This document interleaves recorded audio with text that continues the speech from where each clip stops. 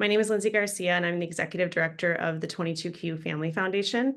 Since 2016, our foundation has been raising awareness for 22q11.2 deletion syndrome while connecting, supporting, and providing accurate information to families and individuals affected by this condition. We're thrilled to partner with the UC Davis Mind Institute and their 22Q clinic to offer you a series of webinars this year. This first webinar that we are hosting tonight is all about working with schools, how to effectively advocate for your child, learn your rights as a parent, better understand the 22Q learning profile. We have two amazing speakers tonight, and we're going to ask if you hold questions to the end of the presentation. We will have time for Q&A. You're welcome to write your questions down in the comment section of this live stream, wherever you're viewing it. And just keep in mind to keep them broad in general, not specific to your child. And this presentation is also going to be recorded, and you'll be able to view it at a later time as well. My name is Kathy Angkustsiri. I'm a professor in pediatrics at the UC Davis Mind Institute. And I'm really excited for our collaboration that we have today. I love working with the 22Q Foundation. And I think this is going to be a really exciting webinar series. I did want to say a big thank you for folks that have been really helping us here, Gloria Zavala Perez and Silvia Molina, and a big shout out to Patrick Huguenin, who's helping us with all the technical work today. So thank you, thank you. It's my pleasure and honor to introduce our first speaker. So Dr. Jean Gonsier-Gerdin is a professor of special education in the Department of Teaching Credentials, College of Education at California State University, Sacramento. Her teaching and research interests include inclusive education, peer supports and social relationships, collaboration with families, instructional strategies for students with autism spectrum disorders and other neurodevelopmental disabilities, positive behavioral support, and teacher preparation to promote advocacy, leadership, and systems change. She currently serves as the president of TASH, a nonprofit advocacy organization to promote equity, opportunity, and inclusion for people with extensive support needs. Thank you, Jean. Well, good evening or afternoon, depending on where you are. As Kathy said, I have been a professor in special education for almost 27 years, and I've worked really closely with school districts in the Sacramento area, particularly to train teachers. And I'm excited to share with you what I've learned about collaborating with IEP teams and advocating for your children. I also have, I have 4 children. 2 of them, when they were in K through 12, for a couple of years had IEPs, one for speech and the other one for learning disability. So I also was on the, I played the parent role as well as a consultant advocate role. I like to start all presentations that I do with quotes. And as I was preparing for today, I came across this quote from a parent of a child with 22Q. And I'm just going to start off by reading it. It's surprisingly unsettling walking into a room of already seated educational professionals, even as a grown-up. Perhaps it's the endless acronyms, oh my God, and procedural formalities. No matter how prepared I felt in the past, I was unsure of the best way to navigate through it when I seemed to be the only one in the dark. Then a few years ago, a light switch flipped on in my head. I'm the one person in the room who knows my child the best. And my voice is her voice. That made all the difference to me when thinking of what an IEP means, since it's far more empowering to think of an IEP as, I'm an expert parent. So I just want to acknowledge that you're all expert parents. And part of why I'm here today is also to enlighten you a little bit about what you can do to continue to be that expert parent and advocate for your child. First of all, one of the things that we all need to always remember is the law. And I just wanted to just put it to our forefront of our minds to remember that there are 3 key laws for services and supports for students with disabilities. The one that we know as IDA, it was first authorized way back in 1975. It hasn't been authorized again since 2004, so we refer to IDA, or Individual Disabilities Education Act 2004. And that really provides children birth through 21 years of age, if they fit into one of 13 categories, who require special ed, and they usually receive before the age of 3 an individual family service plan or an IEP. And I'm really addressing the IEP team today. There's also Section 504 of the Rehabilitation Act that we've had since 1973, and that has a broader definition of an individual with disabilities, but it requires accommodations to prove access. One of the challenges is that there's no funding that comes with it, so there aren't really any services, unlike the IEP that you get and other services with IDA. And lastly, there's American with Disabilities Act, which starting in 1990 just extended 504 to individuals with disabilities, not just those that receive federal funding, but all those employment, public and private educational institutions, et cetera, you can see here. So again, most of you, or I would say a majority, are going to have children who will qualify for an IEP. So that's what, and what I talk about in terms of getting ready and preparing for IEP meetings would be similar, certainly for 504 meetings that you have. And then this is just another visual to understand that, you know, we have all children. And this is something I really want to also advocate, is that all children and are general ed students. And students with disabilities continue to be general education students. They're general education students who receive special ed services. So those would be the children in the purple. So we have all children, then the sort of the all children with disabilities who might receive support through 504, and then we have the IDA and the students that receive IEPs and services to that. Also, so again, to have a common understanding of terms, I wanted just to talk about special education. One of the very first things I teach my students is, and other families, and is that special education, it's not a place, it's a service. Special ed services then that your child receives are based on their individual education plan. And these special ed services are specially designed instruction, available at no cost, and they're designed to meet the unique needs of the child that's eligible with a disability and to help that child make meaningful educational progress. So a few years ago, we had a wonderful court case, and we finally have a better definition of what meaningful progress is, for us to then say that, yes, that child has received a free, appropriate public education. And it needs to be provided in the least restrictive environment, which is in the general education setting with appropriate services and supports, unless for whatever reason they've made attempts to do so and it has not been successful. But those attempts have to be made, and they need to be done with veracity. And then lastly, schools must provide all services that are written on the IEP. Even if, let's say, they don't have a provider, they've lost a speech therapist and they don't have one for your school, they are required to contract with somebody to provide those services. Okay, so again, according to IDA 2004, parents are equal partners. And remember, they have the rights to participate at special ed team meetings as full partners. And that involves identification role of the IEP process, evaluation assessment. They're involved with determining eligibility, developing programs, and deciding on placement. Now, special ed isn't a placement, but the idea is where the special ed services are being provided. Like in the general ed classroom, they might receive some pull-out services, working with an RSP teacher.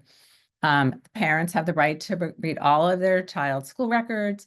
You're also able to ask for an independent educational evaluation. You have a right to one of those at a public expense if you disagree with the school's evaluation. You also have the right to use dispute resolution methods to resolve disagreements, and you can agree or disagree with services and decisions. You do not have to agree.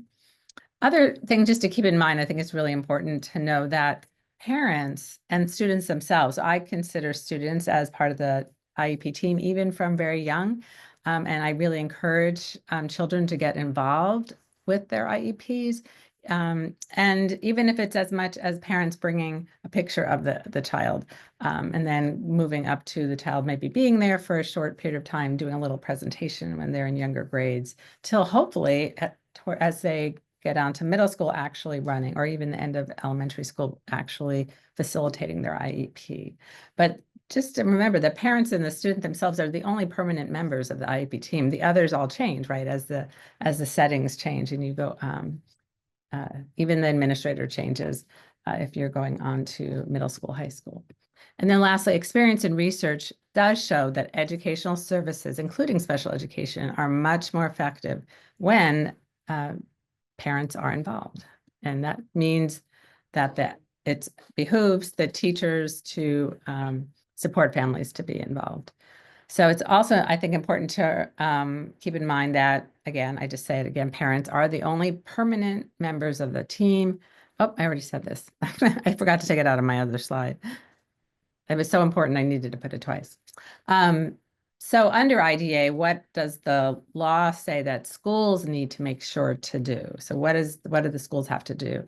They have to make sure that they give you informed consent before evaluations are conducted. So you need to understand what they're evaluating, what measures they're using, and actually give consent prior to them actually doing those evaluations. They also need to give you notification of IEP meeting early enough to ensure that you and yourself and other guardians or support individuals can attend the IEP meeting. You can, as a parent, request the IEP meeting to be scheduled at a mutually agreed upon time. And I've had to do that. And yeah, you just don't, if you're given a time that doesn't work, you move on and ask for one that might work for you and your family members better. This is also really important. If English is not your native language, have access to an interpreter. I think I put this later. Also, having the materials. Last year, I became aware of a case where a school district had not translated the student's IEP into the native language of the family, so the family didn't have access to that. And then also, there are ways, if you cannot make it in person to IEP, you're welcome to request different mediums. So agreeing to use alternative means such as video or adult audio conferencing. Just to highlight a few things to actively and effectively participate. As I mentioned earlier, I've shared some of the rights and responsibilities for you, of yours and your child, understanding those, preparing for and attending and actively participating in meetings. And I'll talk a little bit more about how to do that. I think it's really, really important for you and your child to share your hopes and dreams for his or her present and their future, because that should be informing the plan, the IEP. Oh, just don't hesitate to ask questions for clarification. I think all too often there isn't enough time in an IEP. Don't worry. If they need to add more time, if they need to set a date to extend the IEP, you can do that. Put things in writing, and I can't have to really emphasize that creating a positive relationship or partnership with the school, particularly your students' teachers, either gen ed, special ed teachers, are really, really key. So think of ways for ongoing communication to celebrate successes, your child's strengths, as well as share areas for growth. So if your teacher hasn't initiated doing so, take it on yourself to ask what are ways that you can have ongoing communication. And definitely, please notify the team, the other members of the team, of any issues that arise so that you can collaboratively brainstorm to reduce barriers and solve problems as quickly as possible together. So if your child is having some challenges going to school, they don't want to go to school, that's something that the team can work on and brainstorm how to support your child. And then last but not least, try to be organized, keep records of all the communication with the school and other professionals. Everybody has their own way of keeping those materials, but they're very important. And then exchanging information in your native language. Again, I mentioned this already, requesting those documents. Also, recognizing the different roles you and the school staff play. So understanding that you're the expert on your child. You also have a lot of information about their diagnosis. They each have understanding what the gen ed teacher, the special ed teacher, what are their roles. And then something that I learned a number of years ago, Ann Ciramelli, she was the executive director of Parents Helping Parents in the Stockton area. And she also was a parent, somebody with a neurodevelopmental disability. And she taught me this. She said, find the person who has the power to say yes. Sometimes we're talking to individuals and they can't, you're asking for some service or some evaluation, and they're just saying no, because they may not have the ability to say yes. So I always ask, can you tell me, you can't say yes or no here, or you basically can say no, who does have the power to say yes? And that could be the director of special education, and that would be the person that you contact. I think I already mentioned this in terms of getting your child involved in education and the IEP process from an early age. This really assists with self-determination and advocacy skills. Know when to reach out to others. We all need support. It could be a friend, it could be an advocate such as myself or others, but don't feel that that is a problem. It's more people than not have support and need that support. And of course, don't be afraid to advocate for your child's needs and rights. They're seeing you do that, and it's great for you to model for them. These are just some other tips. Just again, when things come up, share the information as related to your child. You can also, again, if they've already been identified and found eligible, but there are new challenges that have come up, please request evaluations for any of the areas that might impact your child. So they may need a functional behavioral assessment or speech and language assessment, etc. And for those of you, we know that we have to talk about transition and transition services by the time a child is 16, but we really feel, and my colleagues and I, that starting before even middle school to kind of make having those discussions is important. I've already talked about the last one, asking for an independent education evaluation. This is just a visual of members of the IEP and the different types of IEPs. There's the eligibility, the initial, then there's an annual, which occurs every year, although you can call an IEP at any time. I think I have that on a future slide, but I'm going fast. You can call an IEP at any time, and school districts have 30 days. I know that in California, it's 30 days. That's what it is, the federal law. Your state, they might have it more strict and need the school district to actually have it within a shorter period of time. So find out for your specific state.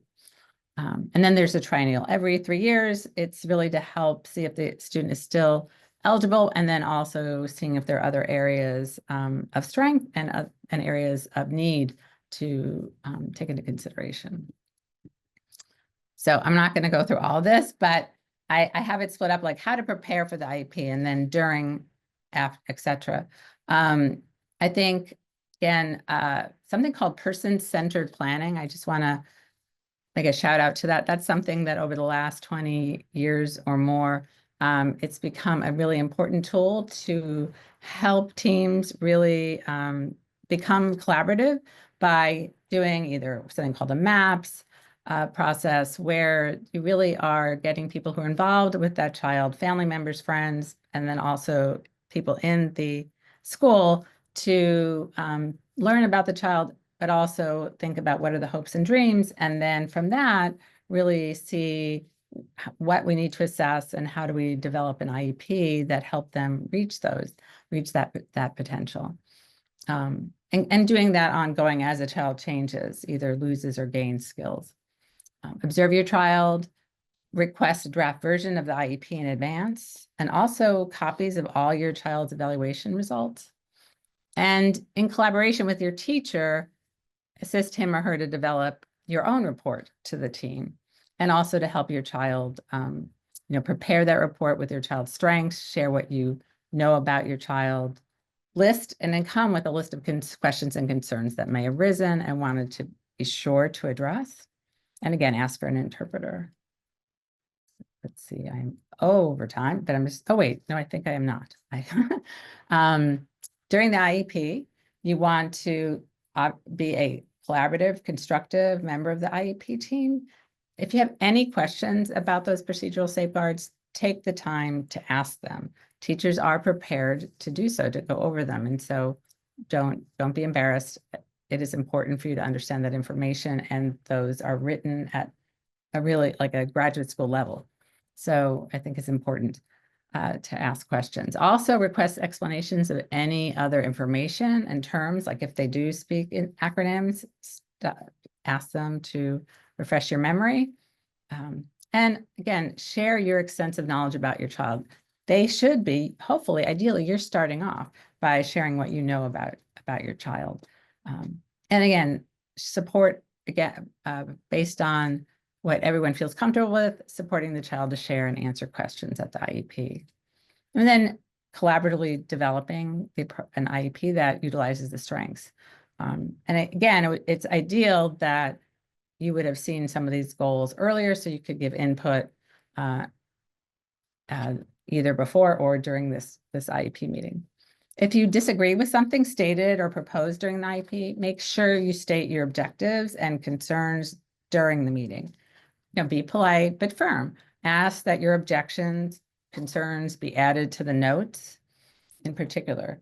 And something that I find that parents don't always understand or know or been encouraged to know by school districts is that you don't have to sign the IEP at the meeting. You'll sign that you attended, but you can take it home to review. The school will have everyone sign that they've attended, and you then get a draft version that you can take home and possibly, share it with a partner, spouse that maybe wasn't able to, or a friend who wasn't able to be at the meeting. And I just love this quote from John Roberts relating to the Andrew F. case, that the IEP is not a form. We have to remember that when we're going through the meeting, it's not just about hitting all the items on the form. It's about a human being, another person, and their learning.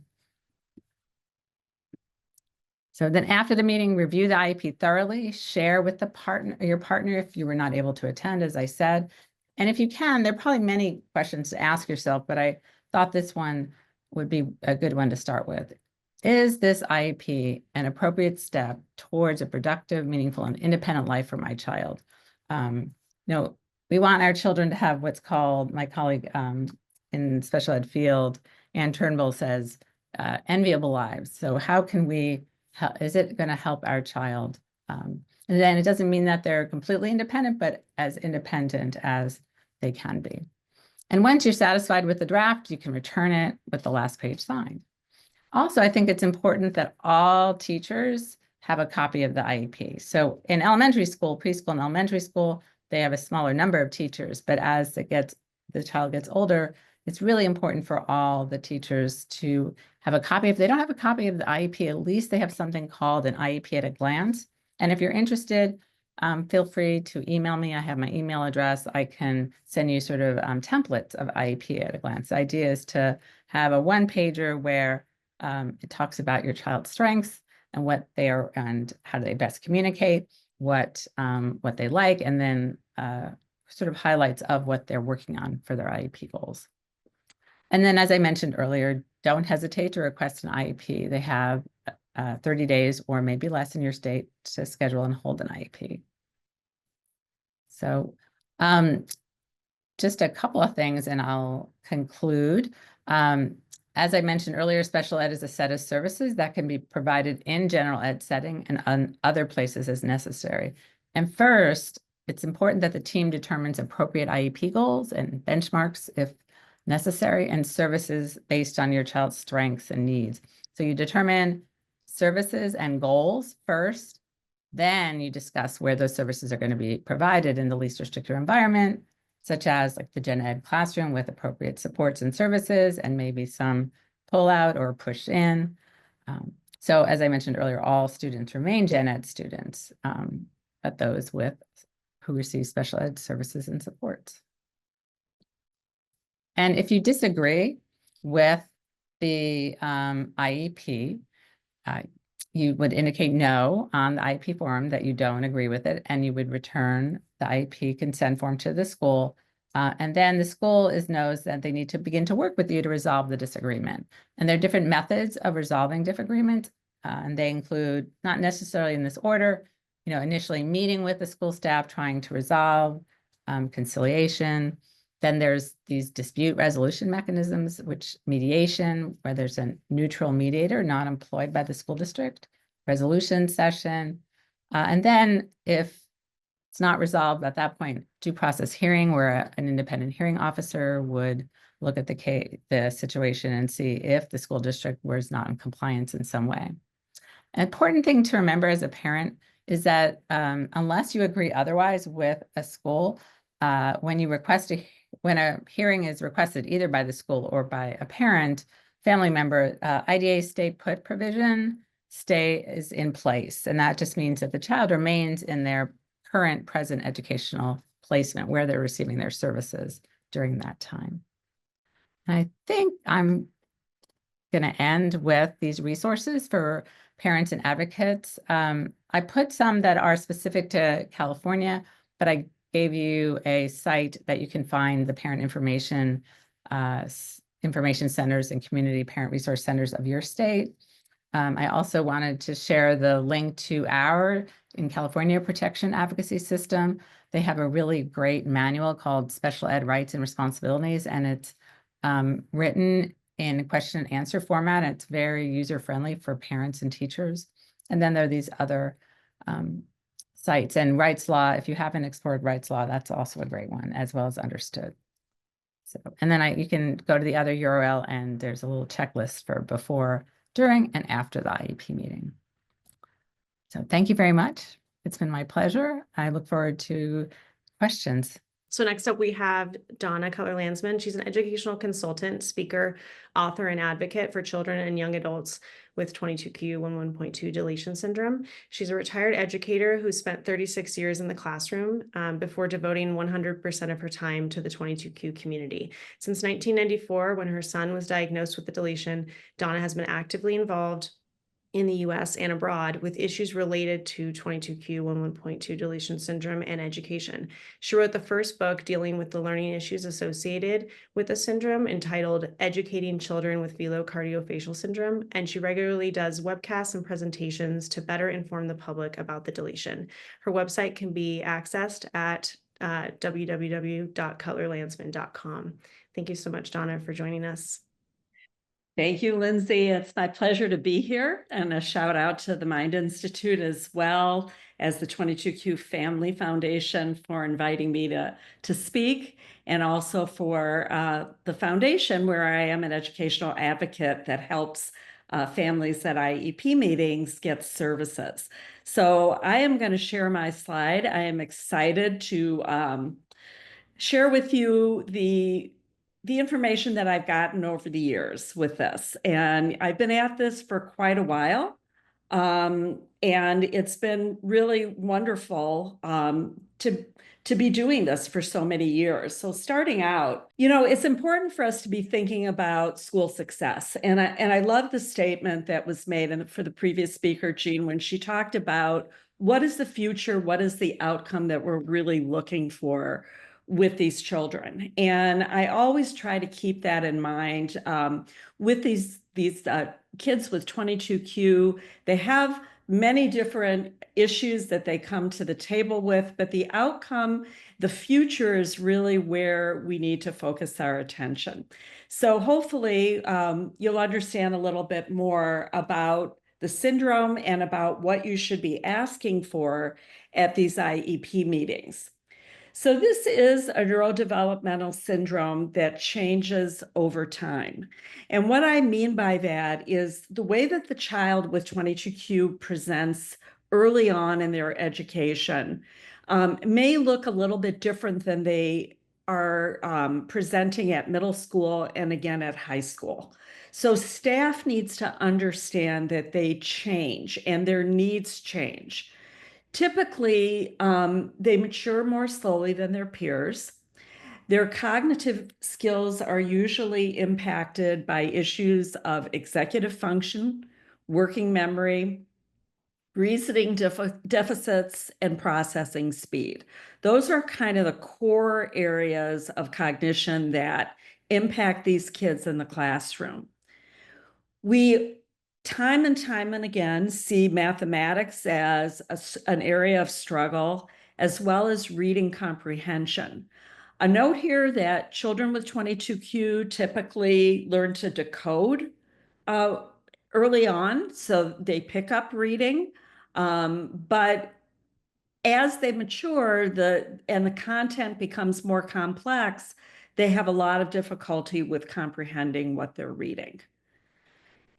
Our evidence and the research that we do as we work with really hundreds of families around the country, we see that about third or fourth grade is when problems start to surface really at school. At that time, schools really shift their focus from concrete learning to more application and abstract reasoning. And at that juncture of education is kind of where kids with 22q really start to struggle. So there is this slide, I've sort of put down these key things that the staff really needs to understand. This is neurodevelopmental. There's been a lot of research over the years with this syndrome.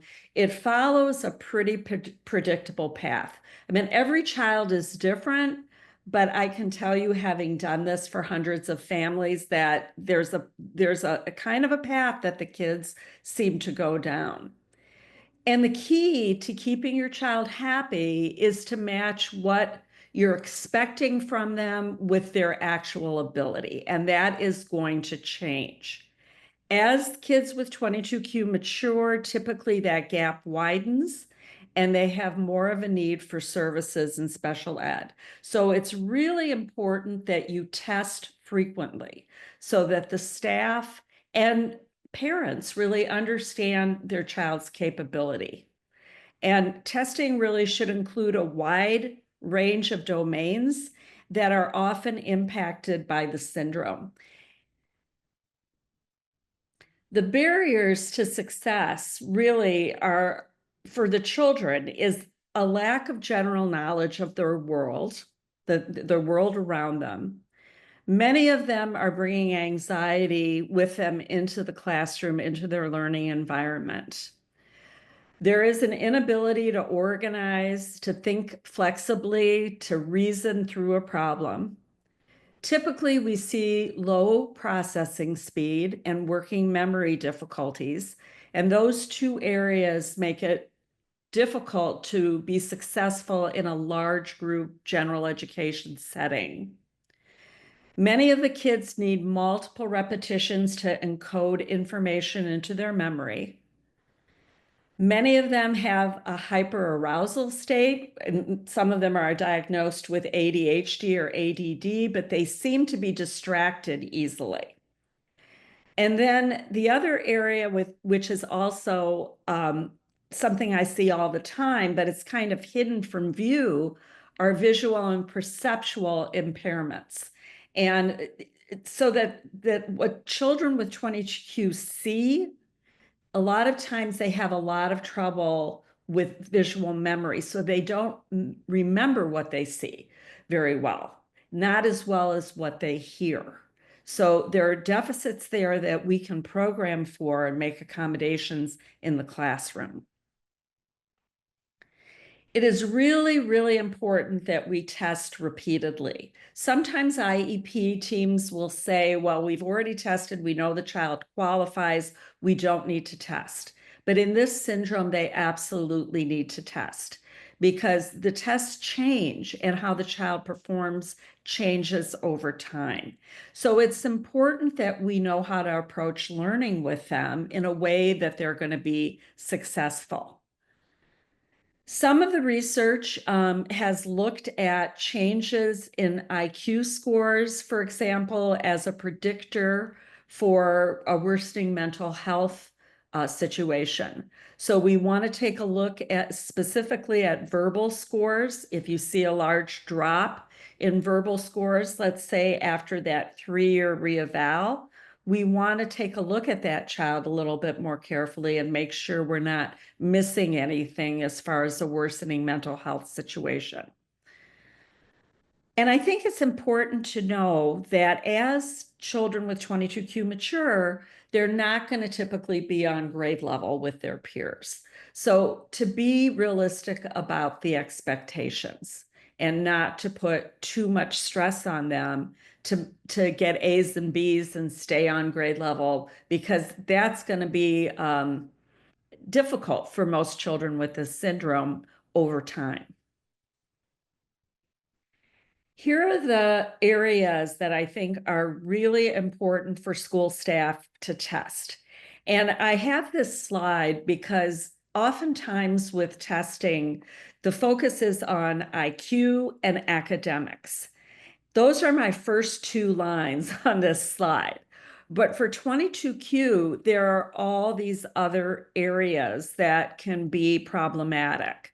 So other than your cognition, which is verbal, visual, reasoning, working memory, and processing speed, we want to look at their academics, but we also want to look at their memory capability, short-term, long-term, verbal versus visual, their executive functioning ability, their ability to initiate, plan, organize, and whether or not they can switch between tasks very easily, whether or not they're grounded well with their peers. How is their social cognition? We know that that's an area of deficit.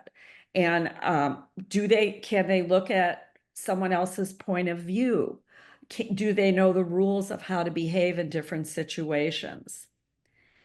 Behavior and adaptive skills, studies have looked at those areas and shown that adaptive skills in this population tend to lag behind their peers. Even for those children with higher IQs, their adaptive skills are low. And we want to know that so that we can program for that. In addition, we have speech and language deficits early on in articulation, but as children mature, that's expressive and receptive language, and later problem solving and pragmatic language become areas of deficit that need programming. Occupational therapy needs to look at adaptive, visual perceptual skills, and fine motor skills.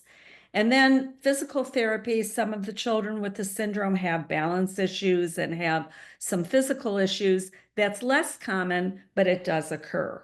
So this is a lot of tests for the district to do. But it is important to do these tests because these are the areas research tells us can be impacted with the syndrome. It's also important at key times to repeat this battery. So early on in elementary, we get a baseline. About age 10 or 11, when the children are in 5th grade and ready to go to middle school, we want another set of tests to get us a good idea of where they're functioning at that juncture. 13 and 14 before they go to high school. And then age 17 and 18, when they're ready to either exit high school or do a transition plan during their 18 to 22 years, many children with 22Q need that additional time to develop life skills. When there is a mismatch between expectations and skills, it really puts a lot of stress on the child. And this is something we really want to avoid at all costs because of the risk of mental health issues. So we don't want to be pushing them and expecting or making them feel bad that they're not performing when this is really them going through how this syndrome plays out over time. 22Q, children have strengths. You know, usually verbal is a strength for them. Oftentimes they learn better verbally. They may have those visual perceptual difficulties that make watching demonstrations and learning from those demonstrations harder. So a better way to approach learning for them would be to both visually and verbally talk through or step through an activity.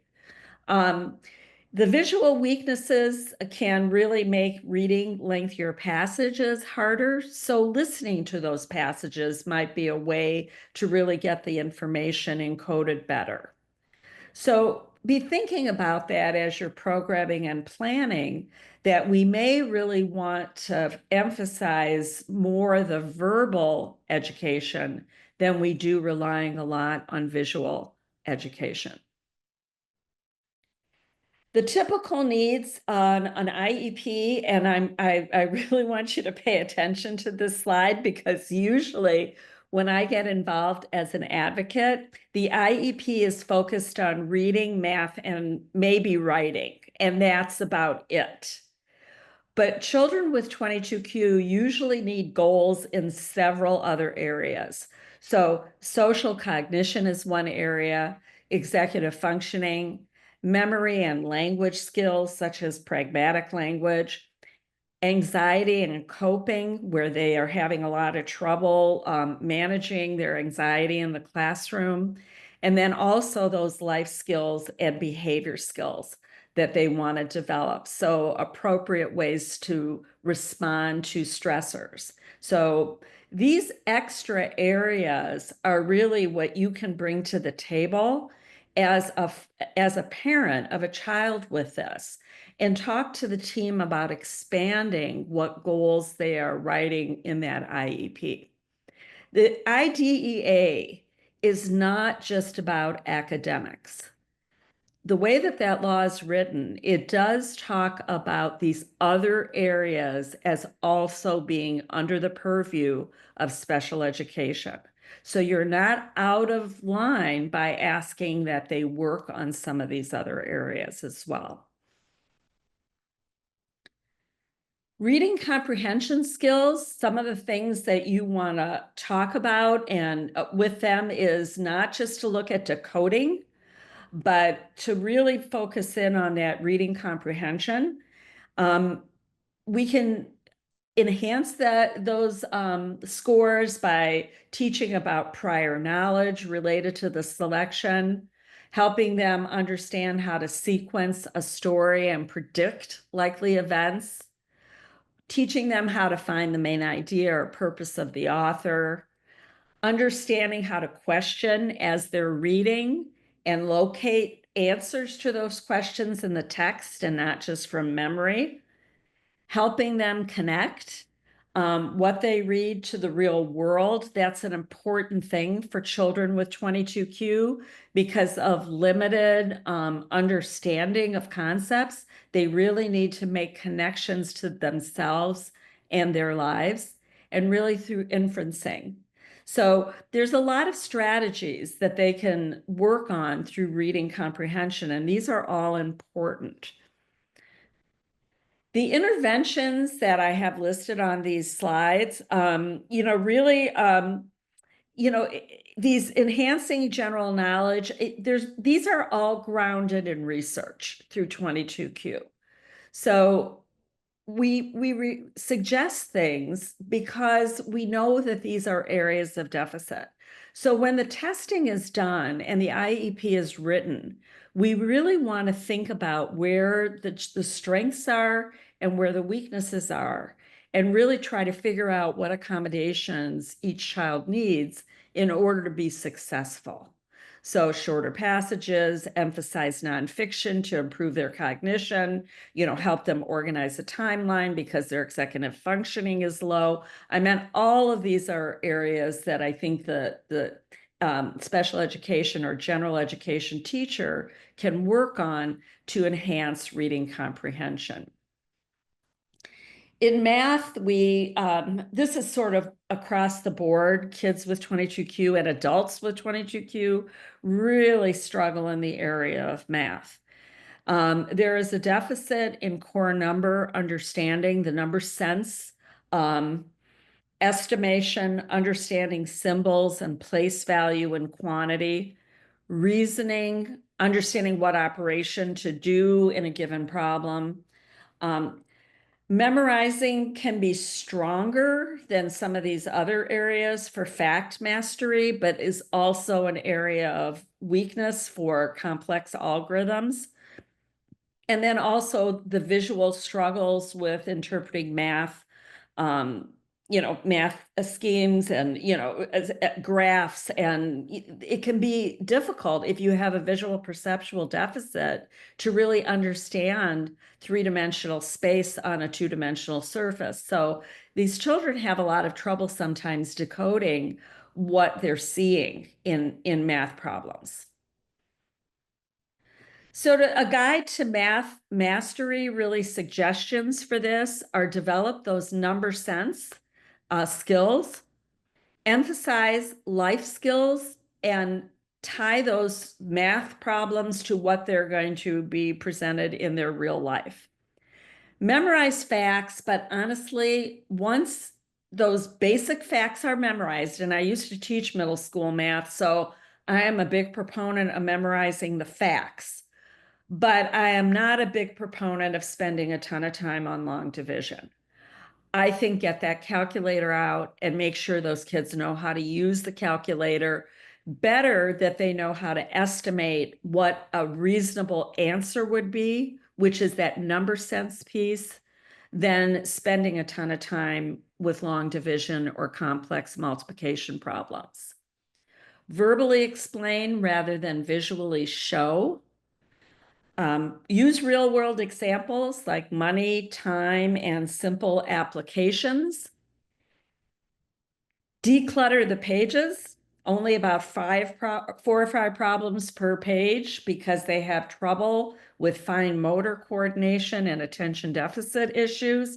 So if they see a page full of math problems, they're going to be anxious about that. So you could declutter it, you could break it down.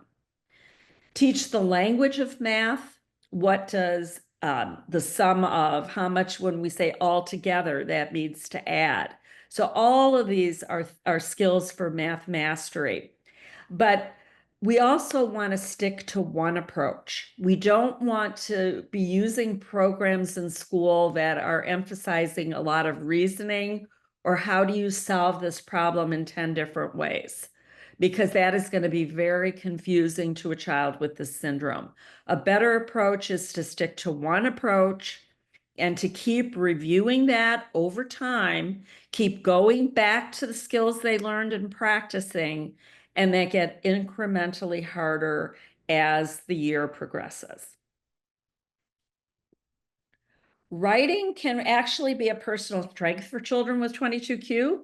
I think they have more success with the use of computers.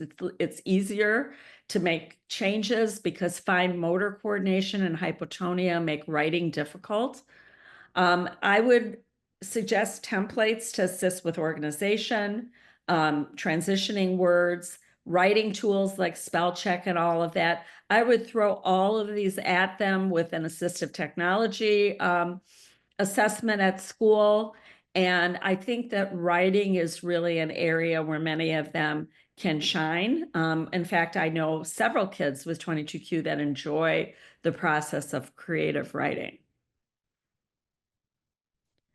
Communication starts out with articulation being the issue, but over time, we really want to emphasize pragmatic language and higher level language skills, like understanding inferencing, adding details to conversation, retelling of events, because those are the skills that are going to impact these kids as adults.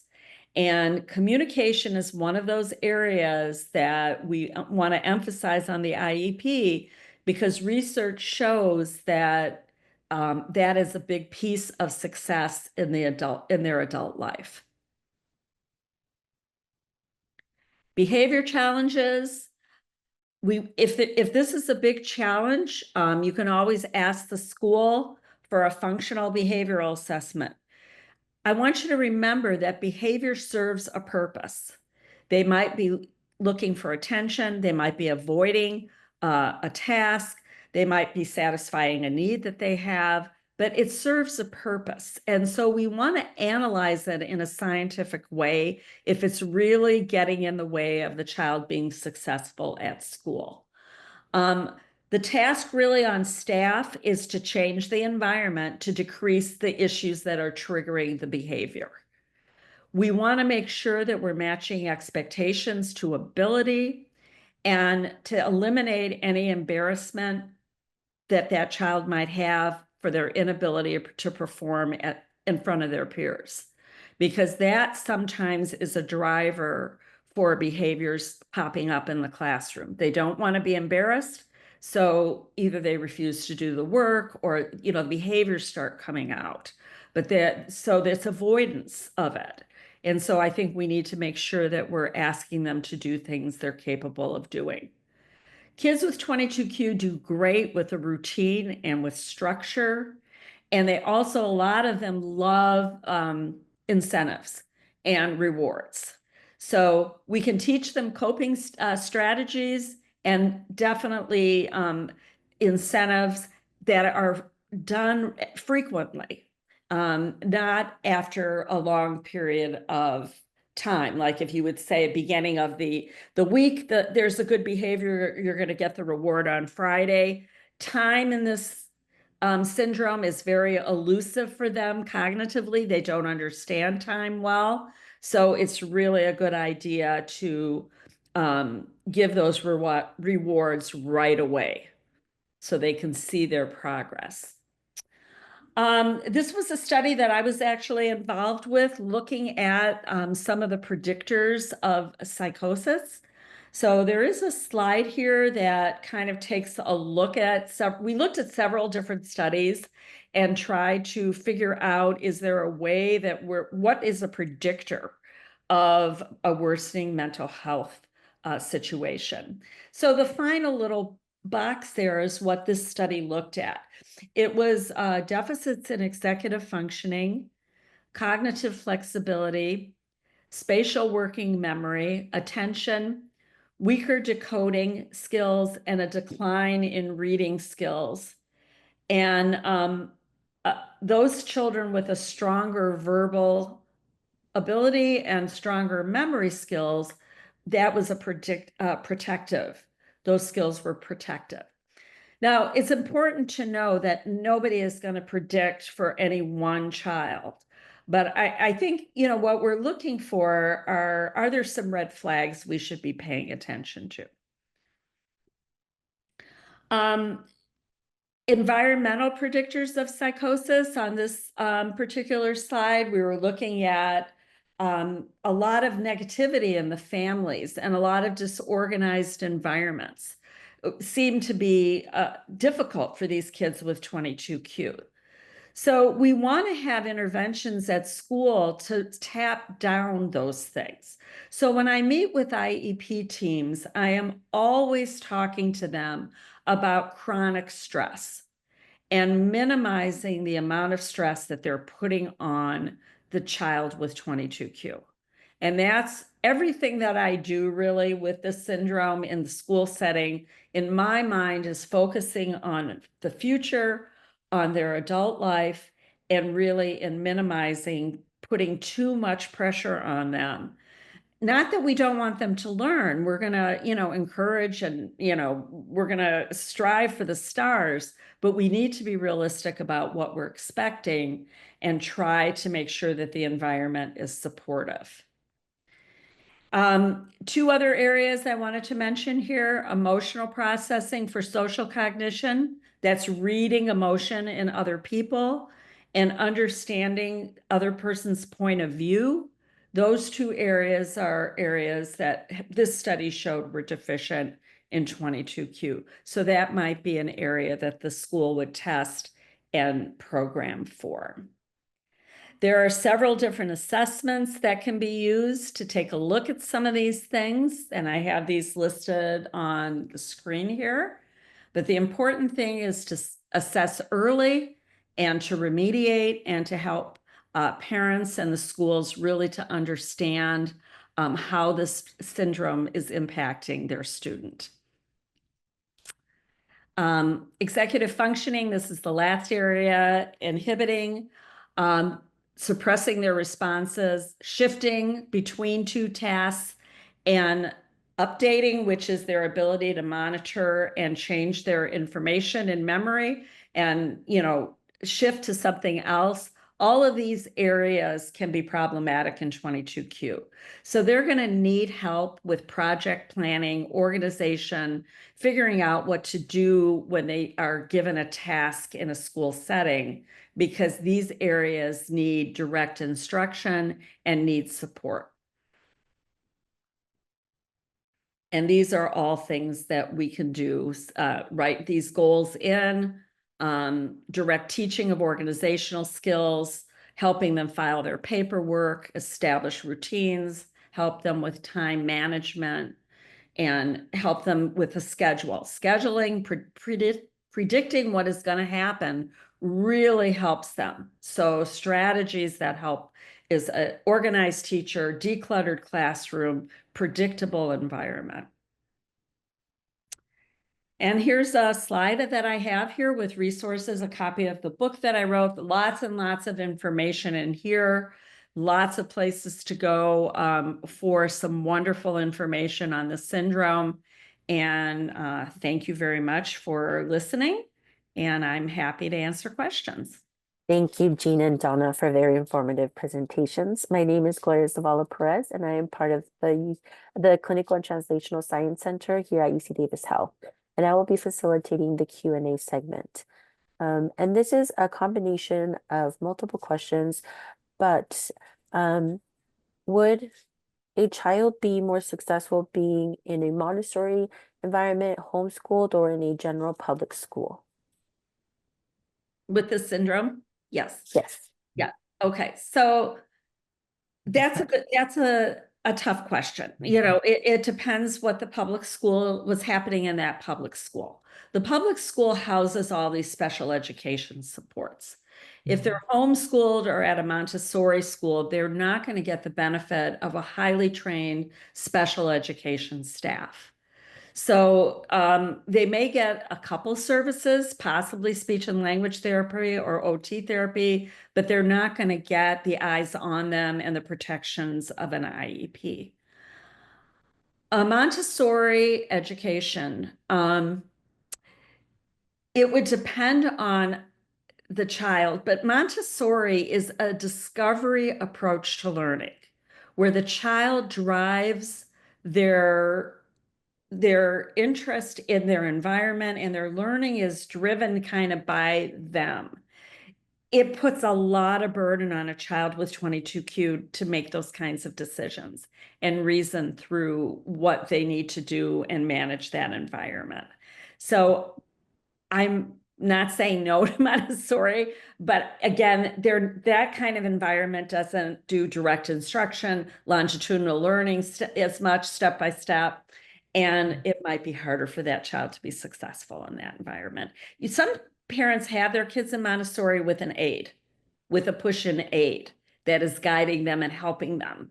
And that maybe would be a better, outcome. I just want to add, Donna, great answer. I know in the Sacramento area and in Davis, there actually are public schools that are using the Montessori. So that's a situation where they are able to get those services then. Because as you said, if it's more in the private, they're not going to get the same amount of services that they would get if they were in the public schools. But I guess my point was just check out your school district. Maybe they have some Montessori schools. But I'm not sure that model of education is the right model for this population. And another question, would a life skills classroom, autism classroom, or another type of classroom be most beneficial for a 22Q child in public schools? It depends when and what the needs are. You know, this syndrome has a wide variability of skills. We have about 30% of the population that are more severely impacted at the get-go, and about 70% that are more in an average to low average IQ, some even higher than that.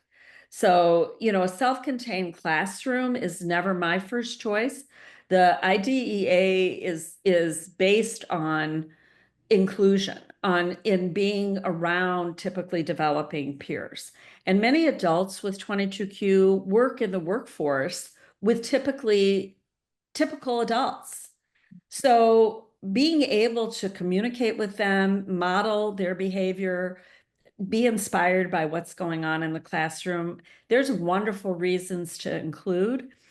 But when the curriculum is so advanced that they're getting nothing out of that particular class, sometimes we pull out, for example, in math, and put in a smaller environment for that class, but then we still include for lunch, art, music, all of these other specials. So I am not a proponent unless there's a reason for it, for a total self-contained, not inclusive education. But a lot of middle and high school students with this syndrome do get pulled out into smaller, either co-taught classes or special education classes because the curriculum is so difficult for them and their anxiety level is so high. Being in that general ed classroom and not wanting to be embarrassed, they seem to thrive and do a lot better in that smaller, less anxiety-provoking environment for them. I think that's the ticket right there, which is the environment and how either it's an inclusive environment or it's a special separate environment. It's relieving that anxiety. And so I've seen it both ways, where students are more anxious sometimes in this more segregated setting. So I do agree that, again, if they're not, the important thing for a student to be included is that they need to have different expectations. There should be modified goals. They should not be having the same goals, but maybe they're using the same curriculum. At the same time, they might be working in a small group with a number of students from other classrooms. So I think the most important aspect is meeting the needs of that student. And I think we oftentimes think that separate is better, but you have to look at what the separate is, I think. And same thing with the inclusion. We have to look at the quality of both programs. Yeah, what is actually happening? How can we improve the inclusion? How can we improve if the student is in a more segregated, how can we improve that situation? Yeah. And to kind of piggyback off on that, sometimes we've been successful getting aides into that general ed setting that can re-explain and break things down. And it kind of depends. If they're sitting in a physics lecture and this is not anything that they're going to understand, that's the approach. So, we have to look at what that general ed setting actually looks like, but it has to be a meaningful placement. So if they're going to be sitting in there, it has to be giving them some educational benefit. I'm hoping, and this is a question I have for you. I mean, I am hoping that as schools continue to use more universal design for learning, that the environments are going to be more conducive to all kids learning. Right. Well, it is if they modify the curriculum, or if they differentiate, if they have an easier task to do. I mean, there's ways to do this, but it's a little harder, for example, in a trigonometry class or an algebra 2 class to do that because it's, the curriculum is right. So sometimes it's easier in like a chemistry or biology. Yeah. Yeah, exactly. Science, social studies are easier to do than the math class. Reading can actually, sometimes English can be worked on because they can listen to the novel. So it just kind of depends. Yeah. Great. Thank you for that. And Jean and Donna, I know we are at time. Do we have time for 2 more questions? I'm fine. I'm fine. Okay, thank you. And is there an effective homeschool program for 22Q children? I am not aware of a specific program for homeschooled kids with 22Q. But the idea is it's a lot of direct instruction, it's a lot of repetition, and it's incremental learning. So you learn, it gets incrementally more difficult, you review, then you keep moving along, but it's a lot of direct instruction, review, and progress through. And a lot of the strategies that were on my presentation, they could use as a homeschool parent that's teaching their child. I think, sometimes kids do better at home. It's a safer environment, but I also want to caution though, that by being at home, some of those executive functioning skills, the independent skills, the coping, the anxiety skills, being around the peers, you're not working on those skills in a protective home environment. And the research in 22Q really says that where the deficits are and the barriers to success as adults are executive functioning, social skills, and communication. It's not necessarily the academics. So if you're Great point. homeschooling, make sure that your child is getting other experiences to make up for what they're missing at a school setting. Yeah. It's a great point. Thank you both. And it looks like the last question is for Kathy. Are there specific things to know or consider for 22Q kids when considering ADHD medication? For example, one of the biggest side effects is decreased appetite, and 22Q kids already are smaller to begin with. That's a really good question and a lot of things to take into account. I think more generally, even before I kind of tackle that piece, to tie into more of what Donna and Jean were saying, is I think it's really important as you get the results of some of the psycho ed results and things like that to be able to partner with your medical home too, right? So we can help with anxiety and executive function together with behavioral supports. Sometimes those are very helpful, and sometimes it works even better when the body's in a calmer state or a more optimized state to work with the behavioral therapies that are in place or the different treatments or learning exactly too. So specifically for, ADHD or anxiety, and I think it is good also to be cautious, as the person who's asking the question is kind of mentioning in terms of specific things. I think the general rule of thumb is that most of your evidence-based first-line medications can be used safely in kids with 22Q. But, a good example is if someone's already having difficulties with appetite or weight gain, you probably you can use the same medications and start at a smaller dose and move up a little bit more slowly, or there are alternatives, second line ADHD medications that wouldn't necessarily have the appetite and weight kind of side effects that the stimulants usually have. And actually, sometimes if there's comorbid anxiety, sometimes you can actually get away with one medication that could help at both of those symptoms together. But you really kind of, just as we're talking about the approaches for the IEP, you kind of want to work individually with a doctor. Either general pediatrician may be comfortable, but sometimes someone like me, who's a developmental behavioral pediatrician or a child psychiatrist, can really help you work through those options. And also have that be kind of a team decision, right? So some families, for sure, we don't want a stimulant. It's just, we work so hard trying to get the weight up, it doesn't make sense. And then for other families, because the executive function impairments and impulsivity for some of these kids are so impairing or getting in the way, it does make more sense to take a little more risk and then try it.